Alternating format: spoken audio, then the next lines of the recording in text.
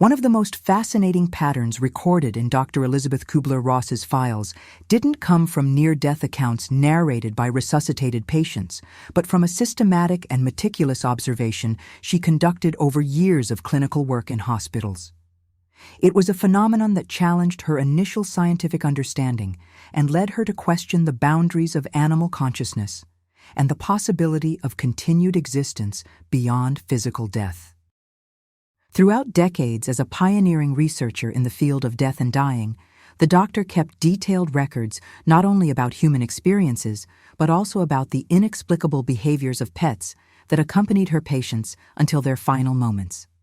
These records, made with the rigor of an ethologist documenting behavioral patterns, revealed correlations that conventional medicine simply ignored because they didn't fit into accepted paradigms. Among the many cases that filled her files, one stood out due to the extraordinary sequence of events and the impossibility of explanation by conventional neurological models. The case was documented when the doctor was working in a palliative care unit, where she met an elderly 83-year-old patient who was slowly dying of advanced congestive heart failure. The man, whom we will call Mr. Heinrich here, had arrived at the hospital alone, with no close family to accompany him in his last days. In the charts, the doctor noted that the patient had broken off contact with his only son 15 years earlier after a family quarrel that was never resolved. Mr. Heinrich's only constant companion was a long-haired gray cat, around 10 years old, who showed an unusual devotion to her human caregiver. What caught Kübler-Ross's attention wasn't just the evident bond between man and animal, but the intensity with which the cat seemed to perceive the progressive deterioration of her companion's health. In the weeks leading up to the patient's death, the doctor observed and recorded specific animal behaviors that suggested a deep understanding of the dying process underway. The cat spent hours lying on the patient's chest, positioning her head directly over his heart, as if monitoring the increasingly irregular beats. In the last days, when Mr. Heinrich could no longer speak or open his eyes, the animal began emitting low, continuous vocalizations, a murmur that the doctor described in her notes as resembling a funeral chant. It wasn't the common meow of a cat seeking attention or food, but something qualitatively different, loaded with a deeper communicative meaning. When Mr. Heinrich finally passed away, in the early hours of a winter morning, the cat showed a reaction that the staff considered disturbing. She remained motionless on the lifeless body for about 2 hours and refused to be removed by the nurses. When she was finally taken out of the room, she offered no physical resistance, but began emitting a sound that Kübler-Ross compared in her notes to the inconsolable cry of a mourner. After the body was removed for funeral preparations, the cat simply disappeared from the hospital. Dr. Kübler-Ross, intrigued by the animal's disappearance, asked the hospital's security and maintenance team to inform her if the cat was seen again. What she couldn't have predicted was that this episode would mark only the beginning of a story that would test her conceptions about the nature of consciousness and the continuity of existence. In the following months, members of the hospital staff began reporting sporadic sightings of a gray cat near the building. The animal always appeared close to the main entrance, stayed there for a few hours observing the movement of people entering and leaving, and then disappeared again. True to her rigorous scientific approach, Kübler-Ross began recording each of these sightings, noting dates, times, and circumstances in an attempt to identify a temporal or behavioral pattern.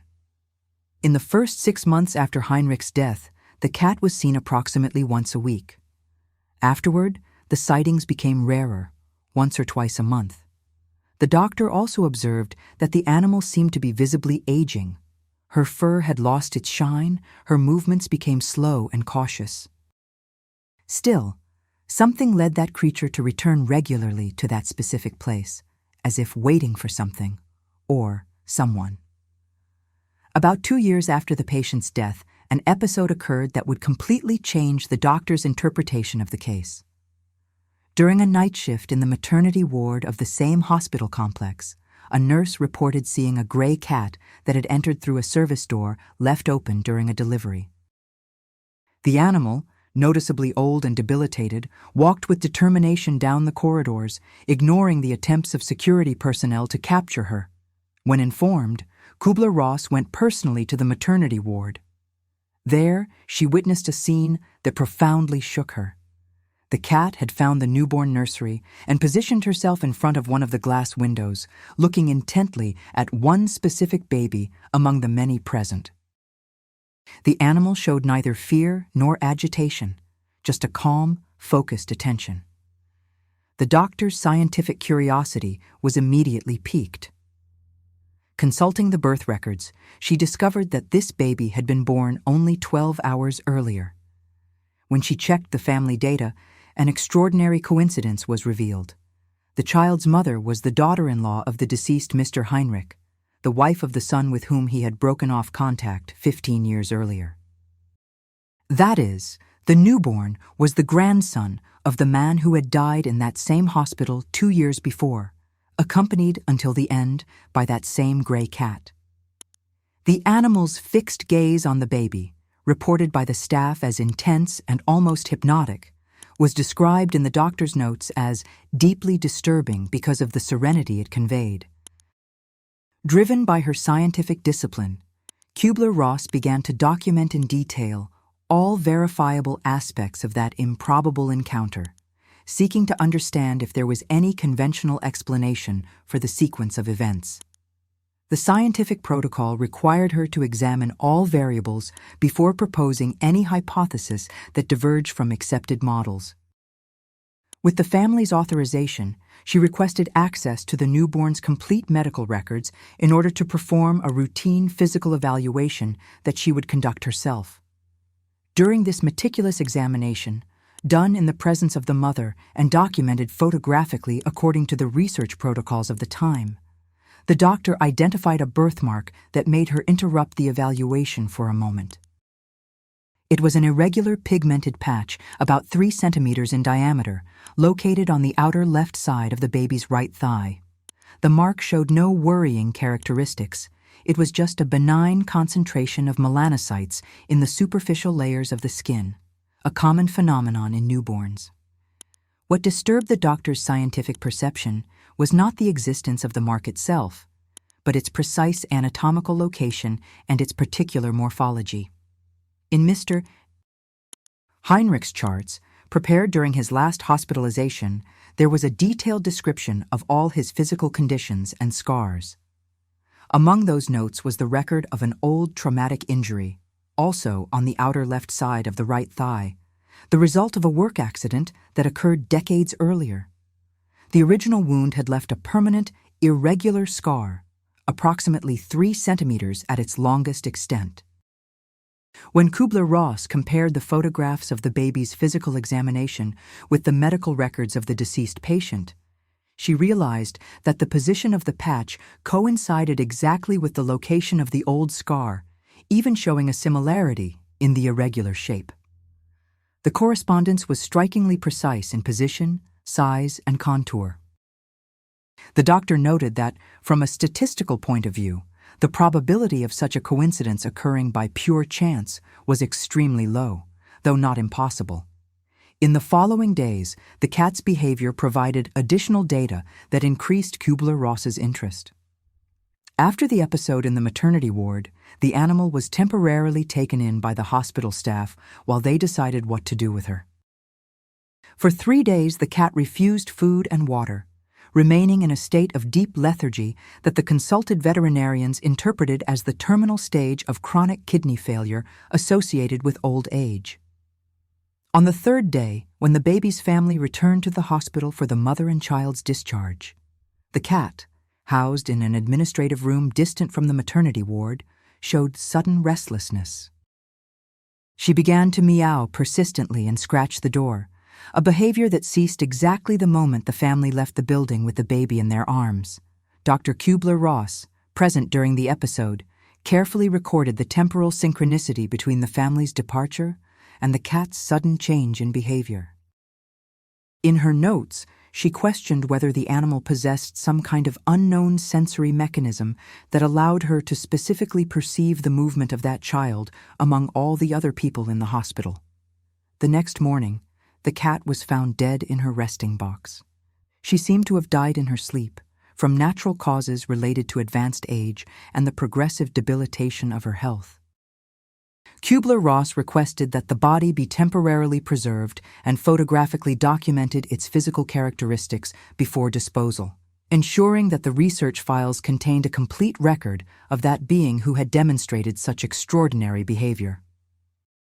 In her private reflections, recorded in her research diary, the doctor wrote that the entire sequence of events, from the animal's dedication to the dying patient, through the 2 years of regular returns to the hospital, to the apparent recognition of the newborn and the death soon after that last encounter, formed an almost intentional narrative pattern.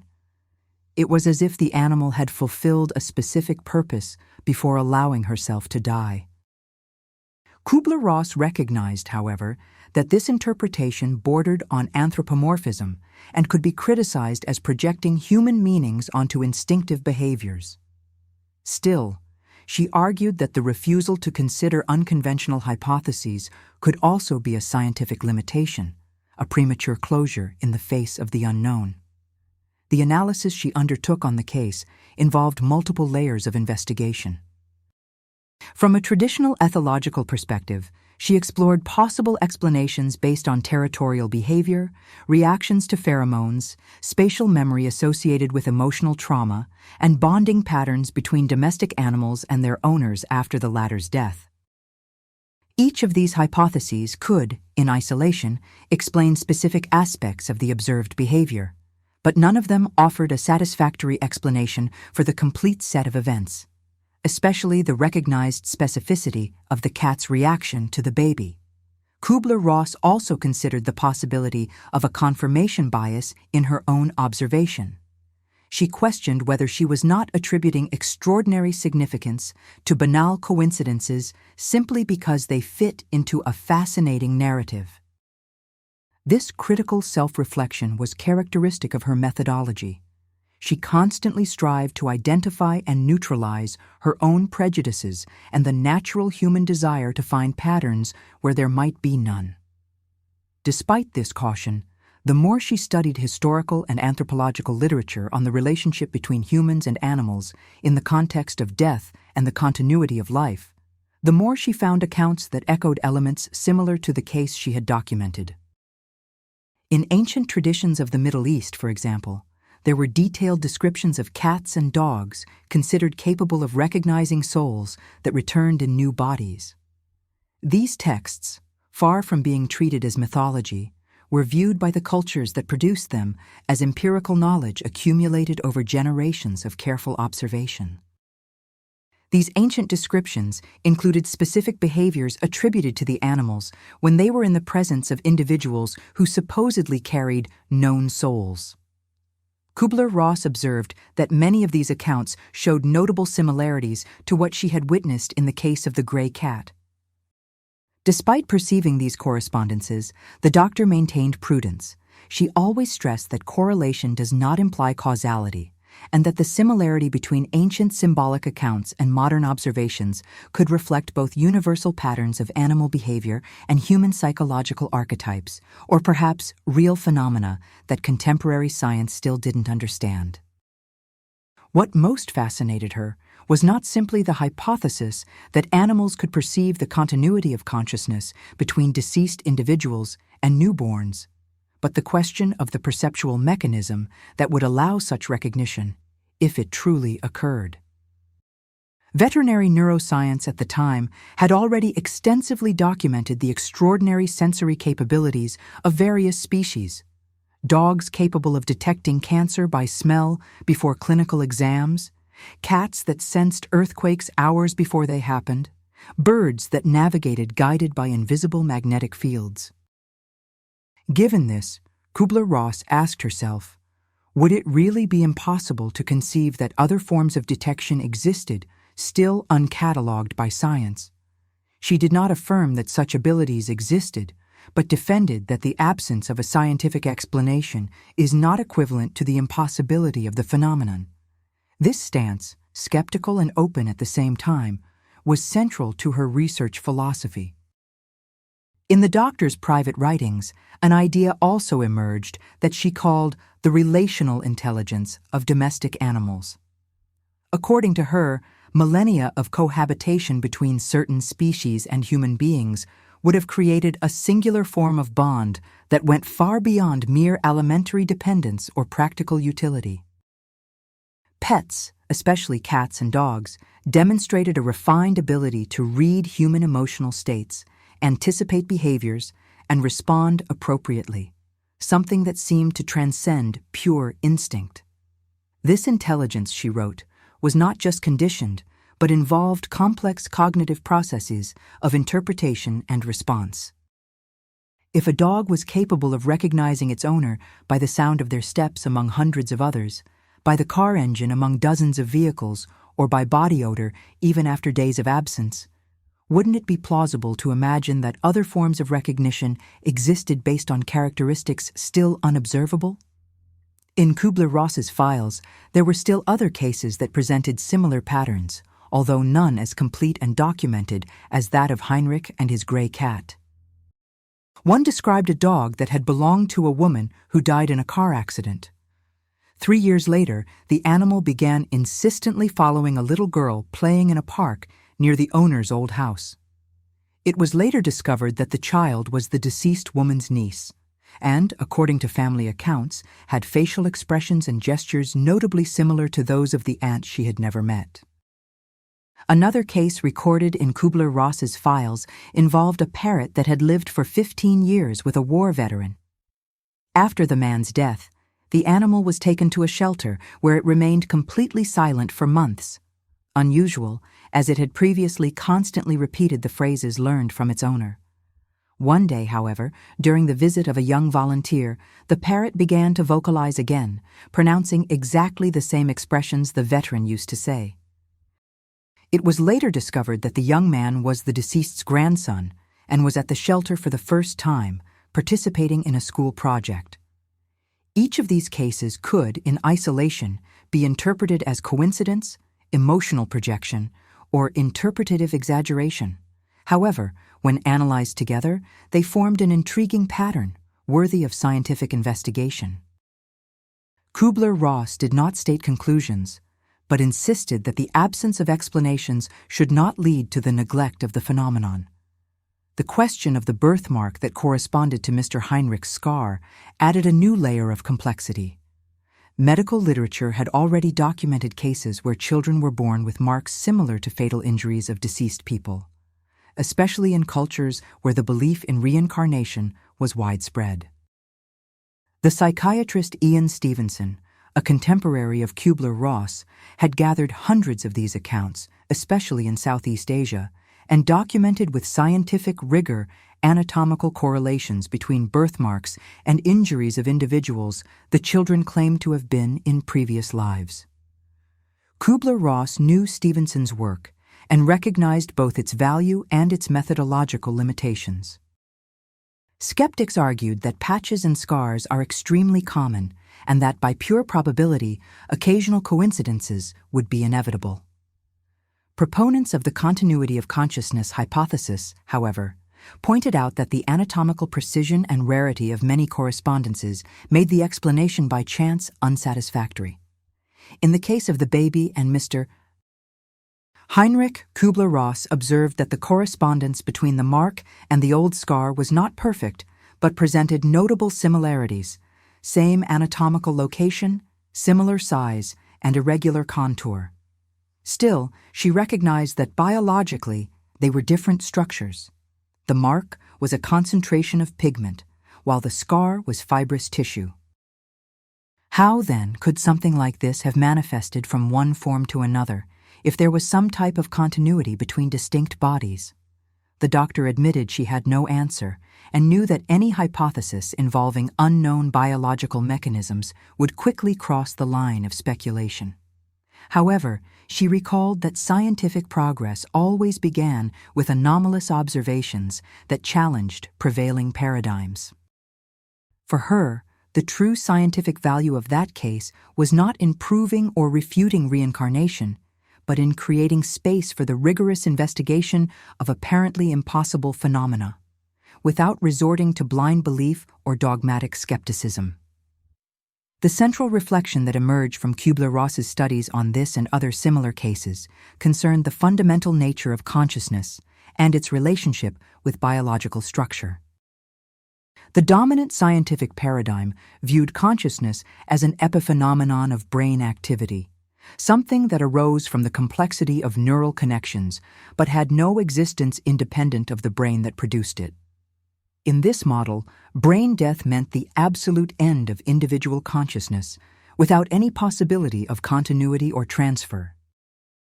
However, the cases documented by the doctor, including not only animal behaviors but also thousands of near-death experience accounts she had collected over the decades, seemed to suggest that the phenomenon of consciousness might possess properties not entirely dependent on neuronal activity. Kübler-Ross emphasized that this was not a statement of faith, but a legitimate scientific hypothesis, albeit extremely difficult to verify by available experimental methods. She believed that the investigation of these phenomena should be conducted with the same seriousness and rigor as any other field of science, without prejudice, but also without credulity. The specific question of animals that seemed to recognize their reincarnated owners raised deep philosophical implications.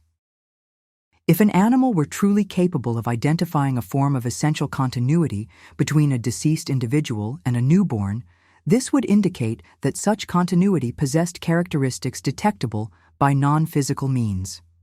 The cat, for example, could not have recognized the baby by features, smell, or sounds, as the newborn shared none of these characteristics with the elderly Heinrich.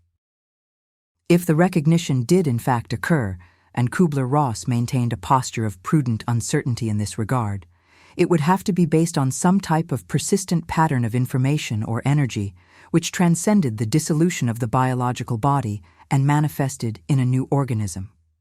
The doctor recognized that this formulation sounded almost metaphysical and could be easily ridiculed by the materialists in her scientific community. Still, she defended that ridiculing unconventional hypotheses was never a valid method of investigation. In her more speculative writings, Kübler-Ross developed an analogy that she considered useful for conceptualizing these phenomena. She compared individual consciousness to a wave in an infinite ocean of universal consciousness. Each wave would have a unique shape, amplitude, and frequency, its individuality, but all would be made of the same underlying substance, water. When a wave breaks down, the pattern of information that defined it doesn't disappear, but is reintegrated into the ocean and may eventually resurface in new configurations that preserve aspects of the original pattern. If this metaphor had any parallel with reality, she suggested, animals with perceptual sensitivities different from humans could capture these patterns of continuity in ways that totally escaped the instruments and methods of contemporary science.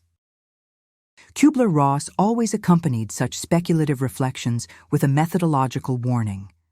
Analogies are not scientific explanations, but heuristic tools, conceptual models that may or may not point to deeper truths about the nature of reality. Still, she recognized that some metaphors opened paths of thought that allowed researchers to look at anomalous phenomena with a new perspective. The case of the gray cat and Mr. Heinrich led the doctor to broadly review ancient traditions that dealt with the spiritual connections between humans and animals across multiple existences. In texts originating from the Near East and the ancient Mediterranean, she found detailed descriptions of soul companions, creatures that accompanied certain individuals throughout several incarnations. These traditions taught that the bond between a person and their animal was not just a circumstantial relationship within a specific life, but a connection that transcended linear time, rooted in associations built over many existences. According to these beliefs, an animal's extraordinary loyalty to a human did not reflect mere conditioning or dependence, but a form of profound recognition, a tie that surpassed the physical dimension of the present moment. Even more surprising for Kübler-Ross was finding in these texts the idea that certain animals possessed the ability to recognize their human companions when they returned in new bodies, a skill that humans would have lost or suppressed as they developed rationality. What most intrigued her, however, was not the antiquity or universality of these traditions, but the precision of their behavioral details, which coincided in an impressive way with her own observations. The ancients described specific signs by which an animal would identify an ancient reincarnated companion. First, a period of restlessness and persistent searching, with repeated visits to places of symbolic significance. Then, the moment of sudden and unequivocal recognition, accompanied by particular vocalizations and gestures of reverence. Finally, a rapid physical decay after the identification, as if, having fulfilled its mission, the animal allowed itself to die. Kübler-Ross realized that all these elements were present in Heinrich's cat case: the constant return to the hospital, the encounter with the baby, the behavior of silent focus, and, soon after, the death. The coincidence between the ancient descriptions and the modern observations seemed so precise that it would be difficult to reduce it only to chance. For the doctor, this raised a fundamental question. Did these ancient narratives really describe empirically observed phenomena transmitted through generations? Or were they myths constructed from universal human symbolic experiences, cultural expressions of our need to find continuity in bonding and love? Kübler-Ross did not affirm either of the two hypotheses as true. Instead, she saw the value of mystery as the driving force of investigation. When Kübler-Ross began to share these observations and reflections in her lectures and seminars, she faced intense criticism from the academic community. Many colleagues argued that she was allowing emotionally moving narratives to obscure her scientific judgment. They accused her of confusing coincidence with causality and of granting credibility to ancient superstitions that modern science had overcome. She, however, did not react defensively. Instead, she invited dialogue. She maintained that true scientific advancement does not occur through the dogmatic refusal to investigate phenomena that challenge paradigms, but through the courageous and methodical exploration of the unknown. Kübler-Ross openly acknowledged that her observations were preliminary, her interpretations speculative, and that much more research would be needed before any definitive conclusion could be drawn. But she insisted, the absence of a current explanation does not justify the refusal to investigate. The history of science, she reminded, was full of phenomena initially considered impossible or fraudulent, which were later understood thanks to the expansion of the frontiers of knowledge. In one of her most memorable conferences on the subject, the doctor formulated a question to the audience that synthesized her thinking. Have you ever considered the possibility that perhaps animals, precisely because they do not possess the layers of rationalization and abstract thinking that characterize the human mind, can perceive reality more directly and less filtered? She argued that human intelligence, with all its conceptual sophistication and analytical capacity, also created perceptual barriers. Categorical reasoning, expectations, and mental models filtered and shaped what we managed to perceive. Thus, humans tend to see the world not as it is, but as their cognitive system allows. Animals, on the other hand, would operate through forms of consciousness less mediated by language and abstraction, which perhaps made them more receptive to dimensions of reality that humans have learned to ignore. This was not, according to her, a naive romanticization of animal purity, but an epistemological consideration.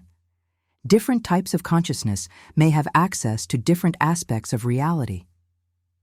Kübler-Ross saw in this an opportunity to rethink the very concept of scientific perception. The fact that something escaped human instruments, or current measurement capacity, did not necessarily mean that it did not exist. The legacy of the Heinrich and the gray cat case, she said, did not reside in proving reincarnation or confirming the extrasensory perception of animals, but in demonstrating that it is possible to approach extraordinary phenomena with scientific rigor without either reducing or discarding them. She believed that the true scientific spirit was not the skepticism that denies, but the curiosity that asks with honesty and accepts uncertainty as part of the process of knowing. In the last years of her career, while reviewing her case files involving animal behaviors apparently related to the continuity of consciousness, Kübler-Ross sought to integrate the scientific, philosophical, and human dimensions of her observations. She reached the conclusion that, regardless of the final explanation for these phenomena, whether it was an uncatalogued sensory capacity, a manifestation of the continuity of consciousness, or simple coincidences interpreted symbolically, all of them revealed something profound about the nature of affective bonds between species. For her, what stood out the most was that the love and loyalty demonstrated by pets towards their guardians, and vice versa, defied purely mechanistic or evolutionary explanations. Reducing these ties to adaptive advantages or conditioned reflexes seemed insufficient to her. There was, in these bonds, a dimension of depth and meaning that transcended biological utilitarianism. Kübler-Ross also developed the concept of the non-conceptual intelligence of animals, a form of cognition that does not depend on language or symbolic abstraction, central characteristics of the human mind. She observed that modern cognitive science was so focused on measuring intelligence in terms of logical reasoning or linguistic capacity that it neglected other legitimate forms of wisdom, sensory, emotional, relational, that could be equally complex. As an example, she mentioned dogs capable of detecting epileptic seizures minutes before they occurred, horses that perceived subtle changes in the emotional state of their caregivers, or dolphins that recognize specific people by echolocation, even in murky waters. For her, these examples demonstrated that animal intelligence was not limited to rational thought, but involved highly sophisticated perceptions and responses to dimensions of reality that humans rarely noticed. Kübler-Ross then asked herself, if animals are capable of perceiving vibrations, smells, sounds, and magnetic fields invisible to humans, why would it be inconceivable that they also perceive other types of energetic or informational patterns still unknown? She did not state that this happened, but defended that science should not presume to already know all possible modes of perception. A particularly significant aspect of her reflections concerned what she called the silent wisdom of animals in the face of death. Over decades of accompanying terminally ill patients, she documented countless cases where animals seemed to instinctively understand the approach of the end. Normally, distant cats became affectionate and stayed by the patient's side in the last days. Playful dogs took on a serene and protective attitude. Birds that sang cheerfully ceased their sounds, as if mourning. These behaviors were not, according to her, simple reactions to physiological signs, such as changes in human smell or body rhythm, but expressions of a conscious and compassionate presence, a form of accompaniment that many family members described as more comforting than human contact. For Kübler-Ross, these behaviors revealed a form of understanding that wasn't based on reasoning, but on full presence, a natural acceptance of the dying process, free from the fear and denial that often characterize humans facing finality. She described this as an intrinsic wisdom of animals, the capacity to be present without trying to change or resist the inevitable. The doctor observed that animals seem to have a more organic relationship with death, seeing it not as annihilation, but as a natural transition. This serenity, she argued, offered a valuable lesson for humans, who often live trapped by the illusion of control and the difficulty of accepting the cycle of life. In her notes, Kübler-Ross also reflected on the ethical and practical implications of her observations. If a dimension of continuity existed in the bonds between humans and animals, even if only as a possibility, it should inspire greater responsibility and reverence in how we treat our non-human companions. Choosing, caring for, and saying goodbye to an animal would cease to be just an act of everyday affection. It would become a gesture with deep spiritual and existential significance. She noted that many people reported feeling an immediate and inexplicable connection with certain animals, a kind of mutual recognition, as if they were reuniting after a long separation. These experiences, she said, were common enough to warrant investigation and should not be dismissed as mere sentimentality. There was something in those spontaneous connections that transcended practical circumstances and seemed to reflect a reunion of compatible natures. In her last seminars on the topic, Kübler-Ross shared an observation that she considered central to this entire line of research. Modern epistemological arrogance makes us believe that our scientific instruments and our logical reasoning are the only valid pathways to reality. This belief, while useful in many respects, blinds us to more subtle forms of knowledge. She argued that humanity had abandoned ancient forms of knowledge based on patient observation, intuition, and direct experience in favor of quantitative and experimental methods. Although the latter were indispensable, she warned that excluding the others impoverished our understanding of the world. Kübler-Ross recalled that fundamental phenomena, such as radio waves, ultraviolet radiation, and subatomic particles, remained invisible and unthinkable for centuries, not because they didn't exist, but because humanity didn't yet possess the adequate instruments to perceive them. She asked, with scientific humility, how many other dimensions of reality might still be hidden due to a lack of tools or openness of mind to recognize them? Kübler-Ross saw the case of the gray cat as a perfect symbol of the limits of human knowledge. The episode had solid documentation, verifiable observations, and coincidences too specific to be ignored, but at the same time, no definitive explanation within the available scientific models.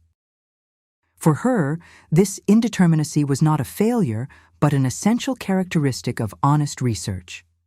The doctor believed it was better to remain in a state of informed uncertainty, acknowledging what is observed and also what cannot yet be explained, than to force premature interpretations that ignore important aspects of the phenomenon. Science, she said, does not progress through the imposition of certainties, but through the courageous acceptance of mystery. In her final reflections on the case, Kübler-Ross always returned to the image of the cat that, for 2 years, kept returning to the hospital. There was something deeply moving about that silent vigilance, that persistence with no guarantee of reunion. The animal seemed to fulfill a role that only she fully understood. For the doctor, this story, regardless of the explanation one chose, contained a lesson in love and fidelity that transcends death. If the cat was truly waiting for the reincarnation of her human companion, then she possessed a form of knowledge that surpassed modern science. If, on the other hand, she was acting purely out of instinct and effective memory, her devotion was even more admirable, for it represented the pure, disinterested bond that persists even in the face of absence and loss. Kübler-Ross concluded that, in both cases, the meaning was the same. Love, in its deepest expression, is a force of continuity, whether as a memory or as a universal principle that crosses the boundaries of matter. She often said that the case of Heinrich and the cat was not proof of reincarnation, but an invitation to scientific humility. A reminder that we still know very little about the nature of consciousness, about what happens at the threshold between life and death, and about the invisible connections that unite living beings. In one of her notebooks, she wrote, "Science progresses not when we believe we have found answers, but when we learn to formulate better questions." And perhaps, she said, the most important question the case left was this: what really survives when a being dies? Is it just the memory the living hold, an energetic pattern, a field of information, or something still beyond any human language? For Kübler-Ross, exploring these questions was not an exercise in mysticism, but a natural extension of the scientific impulse, that same desire to understand the unknown that drove all humanity's great discoveries. In her final reflections on the topic, Kübler-Ross observed that the investigation of these phenomena, like the recognition between the cat and the baby, was not just about reincarnation or animal perception, but about something broader, the interconnection of all life forms. She believed that living beings were linked by a web of consciousness that crossed the boundaries between species and dimensions. The case of the gray cat would be just a symbolic manifestation of this continuity. The doctor saw in this an opportunity to rethink the human relationship with the natural world. If animals are endowed with perception, sensitivity, and even a form of wisdom that connects them to subtle dimensions of existence, then the way humanity treats them should be radically revised. Caring for an animal would not just be an act of compassion, but also a recognition of spiritual kinship. She wrote, "Human arrogance lies in believing that only we possess full consciousness. But perhaps we are just one of many forms of consciousness coexisting in the same reality, each perceiving different aspects of the same whole."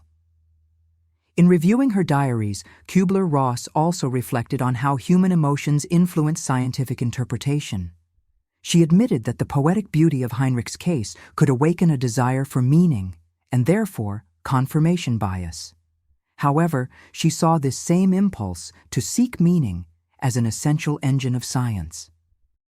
Without it, she said, there would be no curiosity, no questions, and no courage to challenge the established. She defended that the true scientist is not the one who denies the mystery, but the one who honors it with method, discipline, and openness. Denying a phenomenon simply because it doesn't fit our theories would be, for her, as unscientific as blindly accepting it without evidence. The case also inspired reflections on the role of death in the evolution of consciousness.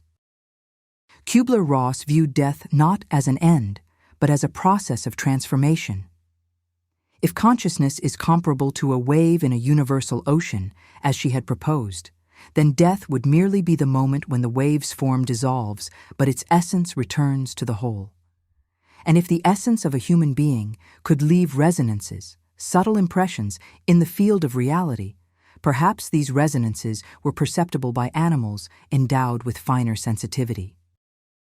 This would explain, at least symbolically, the cat's ability to recognize the new form of her old companion. For Kübler-Ross, even if such hypotheses could never be tested empirically, they had heuristic value. They helped expand scientific imagination and keep the flame of curiosity alive in the face of mystery. Kübler-Ross also reflected on the nature of mystery itself and the role it plays in the human experience. For her, mystery was not an obstacle to knowledge, but an invitation to humility. The inability to fully explain certain phenomena did not mean they were illusory, only that the field of human understanding had not yet expanded enough to encompass them. She recalled that, throughout history, many phenomena previously considered supernatural eventually became part of the scientific domain. Fire, electricity, gravity, microorganisms, all of these had been invisible and unthinkable until human curiosity, guided by courageous minds, transformed the impossible into knowledge. Thus, she asked, how many mysteries of today will not be the scientific facts of tomorrow? In her final writings about the case of the gray cat, the doctor repeatedly returned to the same idea. True scientific wisdom consists in recognizing one's own limits. Absolute certainty, she said, is the enemy of discovery. The willingness to remain in the not knowing, that space of attention and openness, is the fertile ground where great revelations sprout. She wrote, "I prefer the honesty of doubt to the arrogance of certainty. Mystery, when approached with respect and curiosity, is a wiser teacher than any complete theory." In her decades of work with terminally ill patients, Kübler-Ross observed that, as death approached, many people reported experiences of amplified perception. They felt presences, heard voices, saw lights, or deceased loved ones. In many cases, the animals living with these patients also seemed to react, staring intently into space, moving toward a specific point in the room, or adopting a calm, vigilant posture. These parallels made her consider the possibility that animals and humans share a common sensitivity to certain dimensions of transition between life and death. Perhaps animals perceived, in a natural and instinctive way, what humans only captured at the moments when consciousness was on the threshold. She saw in this a continuity of life perception, a bridge between the visible and the invisible. Even without being able to explain it in physiological terms, she saw value in acknowledging the phenomenon and documenting it with rigor, rather than dismissing it for not fitting the prevailing materialistic paradigm. Ultimately, for Kübler-Ross, the case of the cat and Mr. Heinrich was not just about reincarnation, but about the depth of the bond between living beings and the possibility that love and consciousness transcend the limits of physical form. The story was, therefore, less a proof of something and more a story of revelation, one that invited science and spirituality to dialogue, not as enemies, but as complementary paths to understanding the mystery of existence. As the years advanced and her body began to show signs of fragility, Kübler-Ross began to see the episode of the gray cat and Mr. Heinrich not just as a case study, but as a living metaphor for what she herself had learned about life, love, and dying. In conferences, she said that this account symbolically summarized everything her decades of work had taught her, that the connection between beings is deeper than visible boundaries suggest.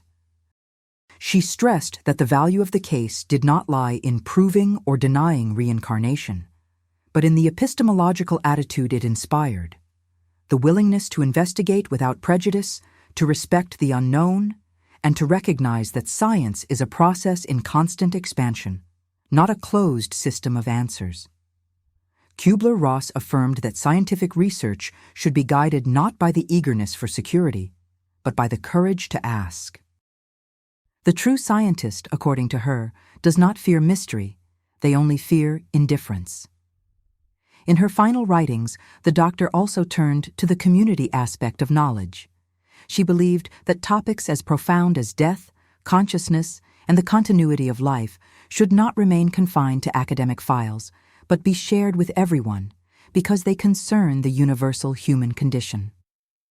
Every person, she wrote, will one day face the death of someone they love, and sooner or later, their own. These mysteries belong to all of us.